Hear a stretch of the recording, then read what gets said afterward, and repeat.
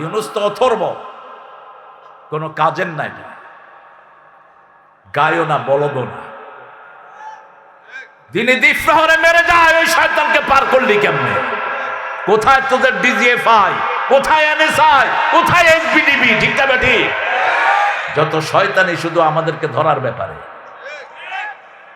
খুব হামাহামি করেছ, ভারতের সহযোগিতায় ওই খুনি ভারতে চলে গেছে। ঠিক না বেটি? সে হত্যার পরে অন্তত 8 ঘন্টা দেশে ছিল। হত্যা করে দেখছেন তো, খুব কাছ থেকে গুলি করেছে, ওর সাথেই ছিল। হাদির ভুল ছিল এরকম একটা পান্ডাকে তার সাথে রাখা, কিন্তু সরল মানুষ সে বলছে আমি তওবাতিল্লা করে আসছি, আমি আপনার সাথে থাকবো। থেকে কাছ থেকে গুলি করলো, 3টা পিস্তল নিয়ে বাপের হাতে জমা দিল, বোনের বাসায় গিয়ে ঘুমালো, তারপরে সেখান থেকে আপনাদের আখাউড়া দিয়ে সে পার হল। সব দিবালকের মতো স্পষ্ট, ধরতে পারলা না কেন? তোমরা তাদেরই লোক। গত কয়েক মাস আগে সে 17 লক্ষ টাকা চাঁদাবাজি করে ধরা পড়েছে। ঠিক না? ঠিক। তার সাথে পান্ডাগুলো এখনো জেলে, তারা ছাড়লা কেন? তাকে যে জজ ছেড়েছে ওই শয়তানটাকে অ্যারেস্ট করে ভিতরে ঢুকাও, আর না পারলে ছেলেদের হাতে ছেড়ে দাও, এই পোলাপানের হাতে ছেড়ে দাও। ঠিক না? ঠিক। পোলাপান কিছুদিন ট্রাফিকের দায়িত্ব পালন করছিল, কি সুন্দর পরিষ্কার। আর পুলিশেরা কি আরে জাম লাগিতে আপনাদের এখানে, এই যে ক্যান্টনমেন্ট থেকে আসার সময় 45 ঘন্টা দাঁড়ায় রয়েছে, ওগা পুলিশও নাই। 2 ওগা আছে, কোনা যায় শুধু। কত দিবি কম? অথর্ব, বাচ্চাদের হাতে ছেড়ে দাও। এরা তরুণ, এরা দীপ্ত, এরা প্রতিজ্ঞাবদ্ধ। ঠিক না? ঠিক। কোনো অগোছালো জিনিস যুবকেরা সহ্য করে না, এরা সমুদ্রের গতিকে পরিবর্তন করে দিতে পারে। আল্লাহ আমাদের এই বাচ্চাদেরকে আপনি কবুল করেন। সবচেয়ে ব্রেইনি বাচ্চারা কোন দেশে? বাংলাদেশে। বাংলাদেশের কোন জেলায় সবচেয়ে ব্রেইনি বাচ্চা বলেন? ইস, কি সুন্দর করে গেছে। ঠিক আছে, একসাথে এত সচিব কোন জেলাতে? হুজুর শুনতেছেন? কুমিল্লা। হ্যাঁ, হাসিনার কি ছিল? ভয় ছিল কুমিল্লা। আল্লাহ কুমিল্লাকে আপনি কবুল করেন, কুমিল্লার বরকত আপনি আরো বাড়িয়ে দেন। মুসলিম আমি, সংগ্রামী আমি, আমি চির রণবীর, আল্লাহকে ছাড়া কাউকে মানে না। নারায়ে তাকবীর, নারায়ে তাকবীর। তাকবীর, তাকবীর, তাকবীর। তেজ নাই আছে? জোরে বলো তাকবীর। না করলে ওই বুকে আল্লাহ কবুল করুক। সামনের বাংলাদেশ কোরআনের বাংলাদেশ। রক্ত বিফলে যাবে না, হাদির রক্ত বিফলে যাবে না। কুমিল্লার বহু মেয়ের রক্ত আছে পথে ঘাটে। ঠিক না? ঠিক। বহু ছেলের রক্ত আছে না নাই? এগুলো কখনো বৃথা যাবে না। ব্রাহ্মণবাড়িয়ার 12 হাফেজ, কয় হাফেজ? 12 হাফেজকে গুলি করে খুন করেছিল এর আগে যখন এসেছে 98-তে। মনে আছে না আপনাদের? কিচ্ছু মনে নাই, কোরআন সব ভুলে যান আপনারা। ব্রাহ্মণবাড়িয়ার বড় হুজুরকে পর্যন্ত এরা ছাড়ে নাই। ঠিক না? ঠিক। কোন আলেমের প্রতিশোধ নিবেন কে? যে কোনো অপরাধের প্রতিশোধ নেন কে? আল্লাহ বলছেন ইন্নালিল মুজরিমিনা মুনতাকিমুন, সব অপরাধের প্রতিশোধ আমি নিয়ে ছাড়বো। আল্লাহু আকবার। অতএব চিন্তা করার কোনো দরকার নাই, শুধু ঈমানটা মজবুত করেন, রাসূলের উপর ঈমান আনবো। এখন তো লাঠির যুগ না, কিসের যুগ? AK-47 রকেট লঞ্চার সামনে আসতেছে ইনশাআল্লাহ। মুসলমান মারবি, আমরা অস্ত্র নিলে হিন্দুরা, ইসলাম বিরোধীরা ভাগার জায়গা পাবে না। ঠিক না? ঠিক। তবে হিন্দুদের মধ্যে যারা আমাদের সাথে মিলে ঝুলে আছে তাদের উপর কোনো অত্যাচার হবে না। বিগত 1 বছর তার প্রমাণ। একটা হিন্দুর উপর বাংলাদেশে কোনো আক্রমণ হয়নি, বরং জামাত ইসলামের লোকেরা মন্দিরে গিয়ে বদনামি কামাইছে। ঠিক না? ঠিক। কথা বলেন না কেন? কিন্তু হিন্দুদের মন্দিরে কাউকে আক্রমণ করতে দেয়নি। এখন বহু মোল্লা জামাতের বিরুদ্ধে ফতুয়া হাঁকায়, দেখেন না? জামাত কেন গেছে সেটা চিন্তা করলে না মূর্খ? কারণ আওয়ামী লীগের লোকেরা হিন্দুদেরকে দিয়ে তাদের মন্দিরে আগুন জ্বালিয়েছে। ঠিক না? ঠিক। সেটা ধরেছে কে? কে ধরেছে? এই যে আপনাদের কুমিল্লাতে ওরাই মন্দির পুড়িয়েছে, ওরা মন্দির পুড়িয়ে দিনদারদেরকে মামলা দিয়েছে, ঠিকটা বা ঠিক? কত মামলায় বাড়ি ছাড়া হয়েছে দিনদারেরা। ওরা ছিল আসল ফিতনাবাজ, আসল মুফসিদ। আল্লাহ আমাদেরকে ফাসাদ থেকে আপনি হেফাজত করেন। অর্ধেক যাদের পকেটে টাকা নাই সূরা জিলজাল পড়বেন, টাকা দিবেন কে? কষ্ট হচ্ছে আপনাদের? হ্যাঁ, এক সাহাবী আসছেন রাসূলের কাছে, এসে বললেন, ইয়া রাসূলুল্লাহ, আমার রোজা ভেঙে ফেলছি। রোজা কি হয়েছে? ভেঙে ফেলছি। রাসূল বললেন, কাফারা দাও। শরীর খুব খারাপ, কাফারা দেওয়ার কোনো শক্তি? তাহলে সদকা দাও। কিছু নাই। কি দিয়ে সদকা দেব? এর মধ্যে মসজিদে নববীর ভিতরে এক লোক কিছু খেজুর নিয়ে আসছে প্যাকেটের ভিতরে। রাসূল বলেন, ওই গরিব লোকটা কোথায়? এই খেজুর নিয়ে যাও, গরিব মানুষকে বিলি করে দাও। ওই সাহাবী বলছে, ইয়া রাসূলুল্লাহ, মদিনাতে আমার চেয়ে গরিব কেউ নাই। রাসূল কয়, এই খেজুর লই তুই বেগুন খাইয়ালা। আপনার হাসলেন না? রাসূল হাসিয়ে দিচ্ছে। মানে কত ইসলাম, কত মানবিক! সুবহানাল্লাহ বলতে ইচ্ছা করে না? ইসলামের চেয়ে এত দরদি আর কোন ধর্ম হতে পারে? রাসূল হেসে দিয়েছেন, যাও তুমি খেয়ে ফেলো। এরকম আরেক মহিলা সাহাবী এসে বলছেন, ইয়া রাসূলুল্লাহ, আমারে আপনি বিয়ে করেন, জাওয়াজনি ইয়া মুহাম্মদ, আমাকে বিয়ে করেন। রাসূল ছিলেন পৃথিবীর সবচেয়ে লজ্জাশীল মানুষ। রাসূলের সে লজ্জাশীল আর কেউ ছিল না। রাসূল সাল্লাল্লাহু আলাইহি ওয়াসাল্লাম চুপ করে বসে আছেন। মহিলা আবার বলছেন, জাওয়াজনি, ম্যারি মি, আমাকে বিয়ে করেন। আবার বললেন, আমাকে বিয়ে করেন। এক সাহাবী পাশ থেকে এসে বলে, হুজুর, আপনি না করলে আর লগে। কি খুশি হয়েছিল! হা হা, কত ইজি মানুষ, ইজি গোয়িং। সব নবীরা ইজি গোয়িং ছিলেন, মানুষকে সহজে আপন করে নিতেন। আর আমাদের তো অনেক হুজুর, আমি বড় হুজুর আছে না, পোলাপানে হাত দেয়, সারা তুই আজকে বক্তা, কালকে তক্তা হয়ে যেতে পারস। খবরদার, সামান্য অহংকারের জন্য শরীরে না ঢুকে। এক জায়গা ঢুকলেই দুনিয়াও শেষ, আখিরাতও শেষ। রাসূল সাল্লাল্লাহু আলাইহি ওয়াসাল্লাম বললেন, তোমার কাছে মোহরানা আছে নাকি? কয় না হুজুর, আমি গরিব মানুষ। আমি কি গরিব মানুষ? আরেকজন গরিব মানুষ এসেছেন রাসূলের কাছে। রাসূল সাল্লাল্লাহু আলাইহি ওয়াসাল্লাম বললেন, তুমি বিয়ে করো, তুমি পয়সাওয়ালা হয়ে যাবা।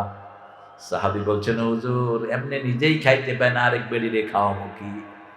রাসূল বলছেন, হাল আলাইসা ইনদাকা সূরাতুল জিলজাল, আছে কি সূরা জিলজাল আছে নাকি? তিনি বলছেন আছে। তোমার কাছে কি সূরা কাফিরুন আছে নাকি? আছে। তোমার কাছে সূরা কাউসার আছে নাকি? আছে। তোমার কাছে সূরা নসর আছে নাকি? আছে। এই চারটা সূরা যার কাছে থাকবে সে যেন বিয়ে করে নেয়। সুবহানাল্লাহ বললেন না?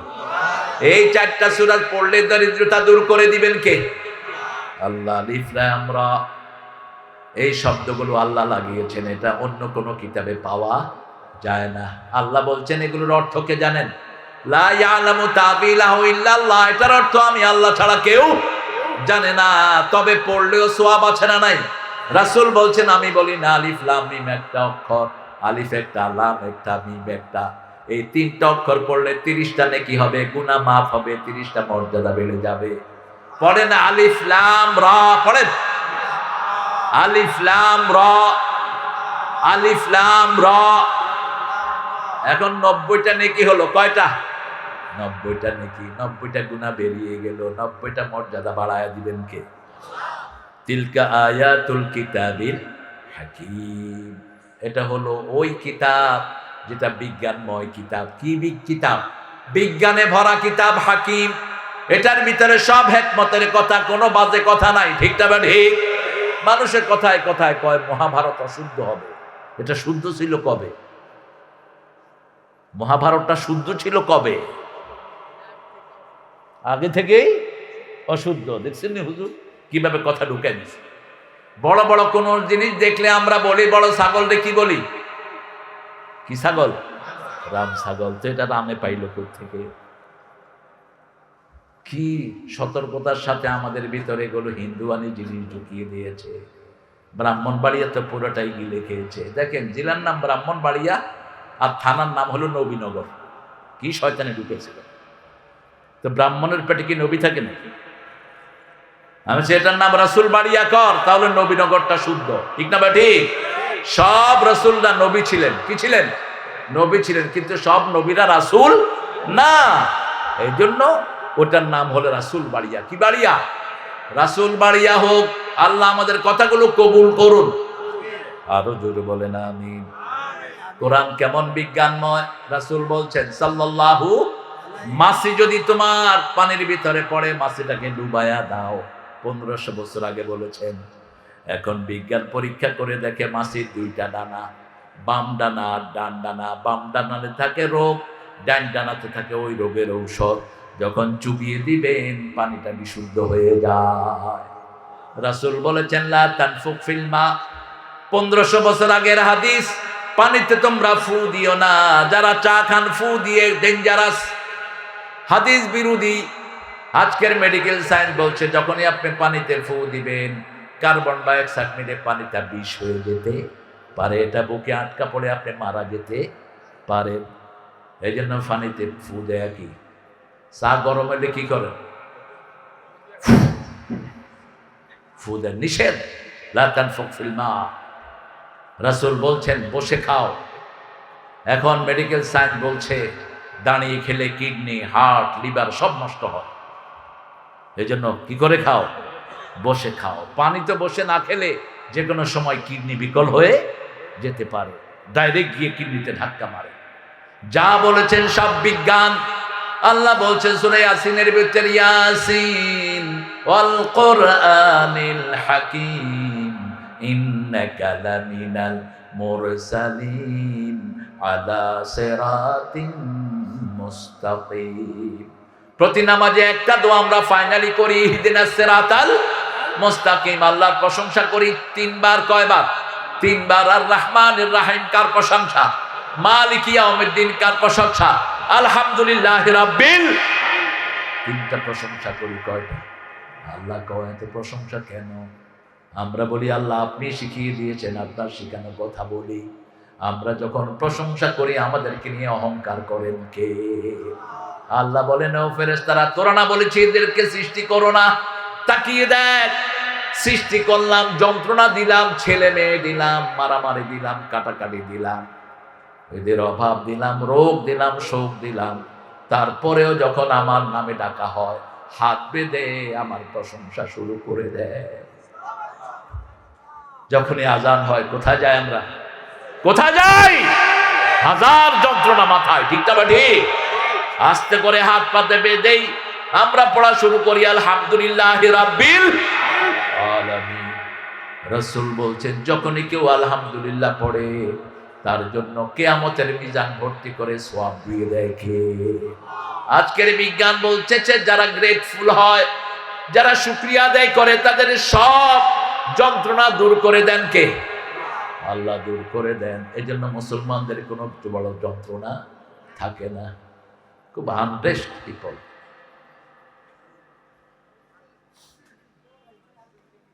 কি সমস্যা তোমার?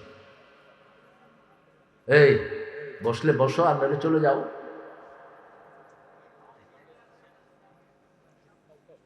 সামনে লাঠি রাখবা, লাঠি লাঠি আর তলোয়ার রয়েছে, তলোয়ার। এখন তো লাঠির যুগ নাই। রাসূল এখন খুতবা দিতে হলে AK-47 নিয়ে বসতেন।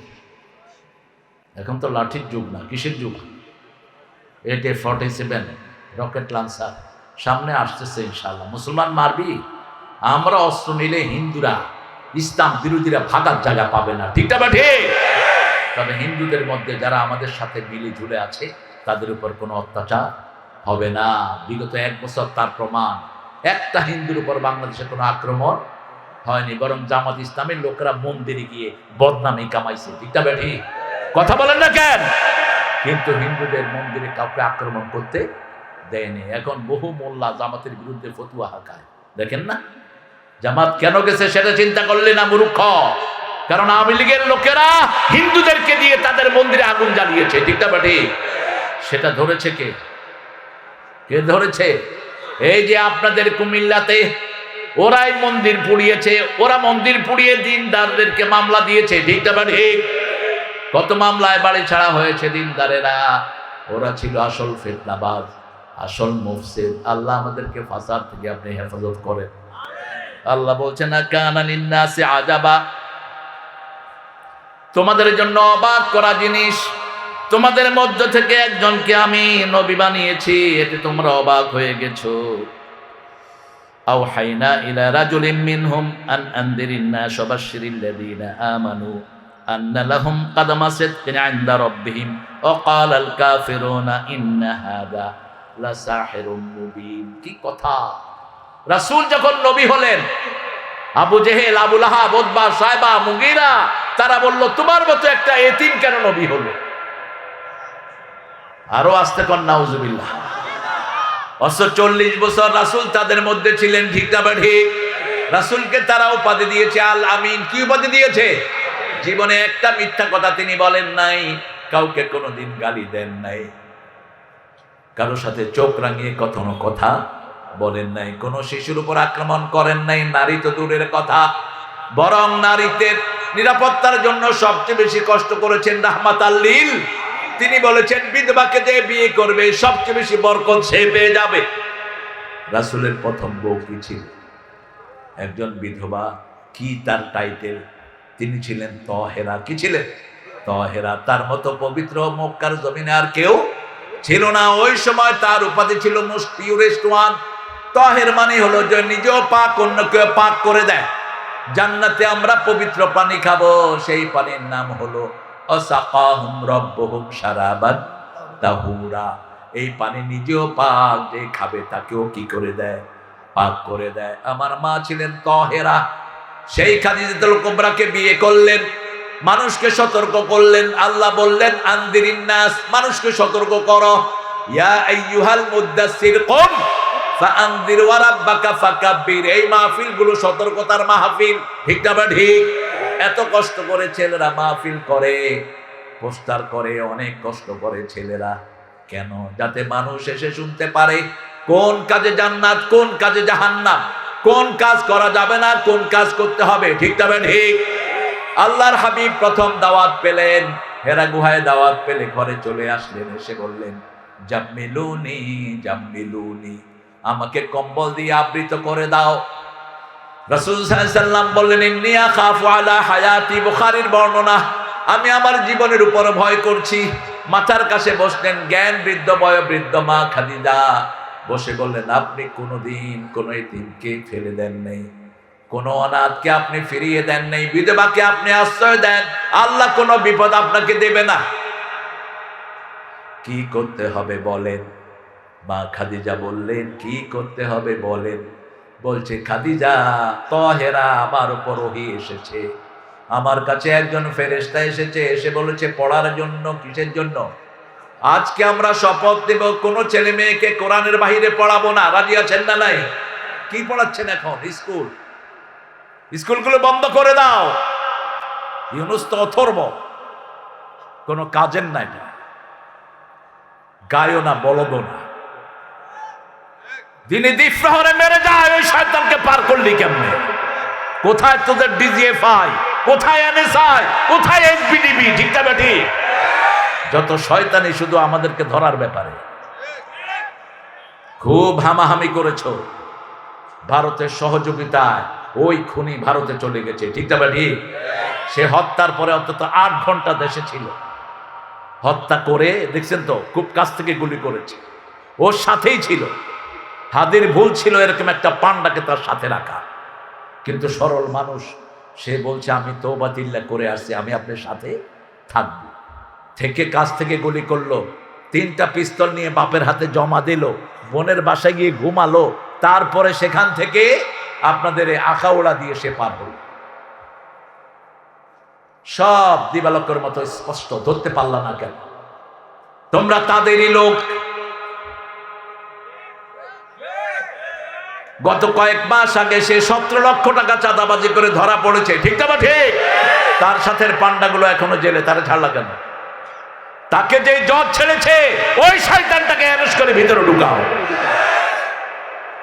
আর না পারলে ছেলেদের হাতে ছেড়ে দাও, এই পোলাপানের হাতে ছেড়ে দাও, ঠিক না ঠিক? পোলাপান কিছুদিন ট্রাফিকের দায়িত্ব পালন করছিল, কি সুন্দর পরিষ্কার। আর পুলিশেরা কি আরে জাম লাগিতে আপনাদের এখানে, এই যে ক্যান্টনমেন্ট থেকে আসার সময় 45 ঘন্টা দাঁড়ায় রয়েছে। অজ্ঞা পুলিশও নাই, 2 অজ্ঞা আছে কোনায় যায় শুধু। কত দিবি ক? অথর্ব, বাচ্চাদের হাতে ছেড়ে দাও, এরা তরুণ, এরা দীপ্ত, এরা প্রতিজ্ঞাবদ্ধ, ঠিক না ঠিক? কোনো অগোছালো জিনিস যুবকেরা সহ্য করে না, এরা সমুদ্রের গতিকে পরিবর্তন করে দিতে পারে। আল্লাহ আমাদের এই বাচ্চাদেরকে আপনি কবুল করেন। সবচেয়ে ব্রেইনি বাচ্চারা কোন দেশে? বাংলাদেশে। বাংলাদেশের কোন জেলায় সবচেয়ে ব্রেইনি বাচ্চা বলেন? ইস, কি সুন্দর করে গেছে। ঠিক আছে, একসাথে এত সচিব কোন জেলাতে? হুজুর শুনতেছেন? কুমিল্লা। হ্যাঁ, হাসিনার কি ছিল? ভয় ছিল কুমিল্লা। আল্লাহ কুমিল্লাকে আপনি কবুল করেন, কুমিল্লার বরকত আপনি আরো বাড়িয়ে দেন। এই তুমি উডোকা হুজুর, জাতীয় কবির শ্বশুর বাড়ি কোথায়? আপনাদের এই গোমতীর কথা নজরুলের কবিতায় আছে না নাই? গোমতীর তীরে পাতার কুটিরে আজো সে পথ চাহে, সাঁঝে মধুর বাঁশরি বাজে, গোধূলি লগনে বুকের মাঝে মধুর বাঁশরি বাজে। আল্লাহ নজরুলকে মাফ করে দাও। নজরুলের জীবনে যদি নার্গিস না আসতো, কুমিল্লা আর এত প্রেমের গান নজরুল উপহার দিতে পারতো। যেদিকে কলম ধরেছেন সোনা হয়েছে। কি হয়েছে? সোনা হয়েছে। নজরুল হিন্দুদের ভজন লিখেছেন যেটা ঠাকুরাও লিখতে পারে নাই। ব্রজবতী খেলে হরি, নজরুল হিন্দুদের ভজন। আবার যখন ইসলামের পক্ষে লিখলেন, আল্লাহ আমার প্রভু আমার নাহি নাহি ভয়। ভয় আছে নাকি? আমার নবী মোহাম্মদ যাহার তারিফ জগতময়। সুবহানাল্লাহ। আমার কিসের শঙ্কা, কোরআন আমার ডঙ্কা, ইসলাম আমার ধর্ম, মুসলিম আমার পরিচয়। পরিচয় কি? পরিচয় কি? মুসলমান। সূরা ফুসসিলাতের 29 নম্বর আয়াত ঢুকিয়ে দিয়েছেন, মান আহসানু কাওলাম মিম্মা দাআ ইলাল্লাহি ওয়া আমিলা সলিহান ওয়া ক্বালা ইন্নানি মিনাল মুসলিমিন। তার চেয়ে শ্রেষ্ঠ কথা কার হতে পারে যে আল্লাহর দিকে মানুষকে ডাকে? কার দিকে? আল্লাহর দিকে। আর নিজে আমলে সলে করে আর পরিচয় দেয়, আমি একজন মুসলমান, মুসলিম, আমি সংগ্রামী, আমি চির রণবীর, আল্লাহকে ছাড়া কাউকে মানে না। নারায়ে তাকবীর, নারায়ে তাকবীর। তাকবীর, তাকবীর, তাকবীর। তেজ নাই আছে? জোরে বলো তাকবীর। না করলে ওই বুকে আল্লাহ কবুল করুক। সামনের বাংলাদেশ কোরআনের বাংলাদেশ। রক্ত বিফলে যাবে না, হাদির রক্ত বিফলে যাবে না। কুমিল্লার বহু মেয়ের রক্ত আছে পথে ঘাটে, ঠিক না ঠিক? বহু ছেলের রক্ত আছে না নাই? এগুলো কখনো বৃথা যাবে না। ব্রাহ্মণবাড়িয়ার 12 হাফেজ, কয় হাফেজ? 12 হাফেজকে গুলি করে খুন করেছিল এর আগে যখন এসেছে 98-তে। মনে আছে না আপনাদের? কিচ্ছু মনে নাই, কোরআন সব ভুলে যান আপনারা। ব্রাহ্মণবাড়িয়ার বড় হুজুরকে পর্যন্ত এরা ছাড়ে নাই, ঠিক না ঠিক? কোন আলেমের প্রতিশোধ নিবেন কে? যে কোনো অপরাধের প্রতিশোধ নেন কে?